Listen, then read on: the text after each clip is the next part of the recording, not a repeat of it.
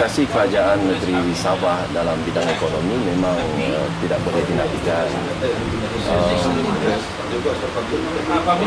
Banyak isu-isu yang telah dapat diselesaikan, tanah, kemiskinan dan bermacam. Dan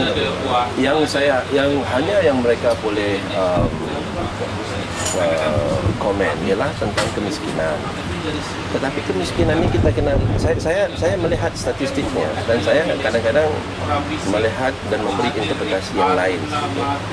Dari segi per capita income, memang betul lah kita mungkin antara yang terendah ya, per capita income. Dan kadar kemiskinan juga agak tinggi. Tapi saya sudah beberapa kali bercakap bahawa kalau kita melihat kadar kemiskinan, kita kena melihat di mana kita bermula. Kalau dulu kita bermula pada tahap 8%, kemudian naik 15%, 13%, maka itu satu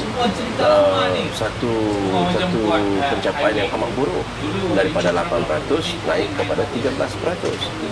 Kalau kita bermula pada tahap 40%, turun kepada 13%, itu satu pencapaian yang baik. Apatah lagi kalau kita di Sabah dahulu sebelum kita merdeka, kemiskinan sampai pada tahap 70 hingga 80% mengikut definisi kemiskinan sekarang ini. Jadi daripada 70-80% turun kepada 13% sekarang ini. Nah, yang saya jangkakan 13% untuk tahun 2012. Saya kira walaupun tinggi, tetapi kita kena lihat asas di mana kita bermula. Dan dalam masa 49 tahun kita boleh turunkan kemiskinan itu daripada 80% turun kepada 13-14%. Saya kira tidak ada satu pihak dalam dunia ini yang boleh menidakkan kejayaan Warisan Nasional Negeri Sabah.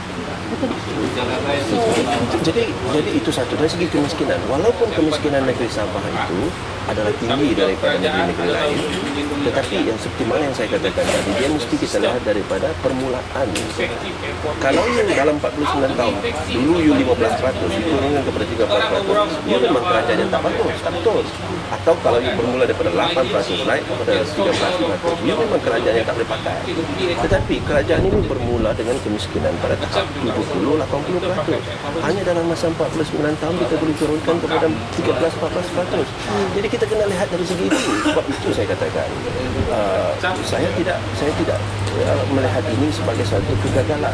Malah itu adalah satu kejayaan yang cukup luar biasa. Dalam 49 tahun kita boleh turunkan dari 70-80% kepada 13%. Dan tak ada seorang pun pakar ekonomi yang boleh menidakkan itu. Kemudian kita lihat pula apa sebabnya kemiskinan di Sabah ini tinggi dibandingkan dengan negeri-negeri lain. Geografi. Takkanlah macam mana kita nak letak semua jalan yang mungkin memakan belanja 100 juta ringgit untuk 20 biji buah rumah. Jadi memang ada masalah dari segi geografi. Yang ketiga ialah apabila seorang itu dikatakan miskin di luar bandar di Sabah, saya kira kehidupan mereka itu mungkin saya rasa lebih selesa daripada seorang yang mungkin mempunyai miskin di bandar. Tak, kalau yang ada 3,000, 4,000 ringgit pun dengan 3 orang anak di Kuala Lumpur, saya kira kehidupan mereka itu lebih perit dibandingkan dengan seorang nelayan yang makan tengah harinya lobster, makan malamnya ikan yang fresh dengan udang. Jadi dari segi pendapatan, mungkin mereka tidak mempunyai pendapatan yang tinggi, tetapi dengan tanah yang subur, laut yang mempunyai ikan hasil mahsul yang tinggi, saya boleh bet ya, bahawa orang-orang kampung nelayan-nelayan di Sabah itu, mereka mempunyai bekalan protein lebih baik daripada orang di Kuala Lumpur. Mereka makan lobster, mereka makan udang, mereka makan sayur yang fresh yang ditanam oleh mereka sendiri. Tapi mungkin income mereka itu 700 ringgit. Tetapi dengan adanya tanah itu, dengan adanya laut, maka kehidupan mereka tidaklah begitu sengsara. Dan yang saya ingin tambah ialah kita mempunyai subsidi. Kadang-kadang walaupun dia 700 ringgit, tetapi kalau dimasukkan dengan subsidi kerajaan yang berbilion-bilion ringgit ini, beliau mempunyai pendapatan yang cukup. Kalau hospital hanya RM1, RM2, RM10, contoh. Jadi banyak interpretasi terhadap jumlah ataupun angka kemiskinan itu yang harus kita perhalusi. Dia tak, dan kerana apa? Rakyat di Akabili di luar bandar memang menghargai usaha kerajaan.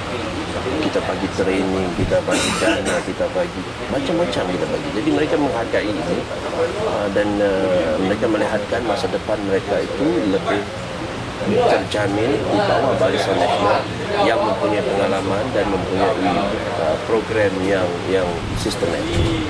Salah satu senjata yang paling berkesan, senjata politik yang paling berkesan di Sabah, tetapi juga yang paling berbahaya, ialah menaikkan semangat kenegerian.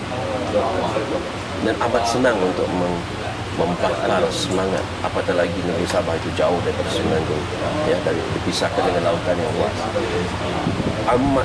Amat senang untuk membakar semangat kenegerian dengan mengatakan Kuala Lumpur itu menindas, zalim dan bermacam-macam.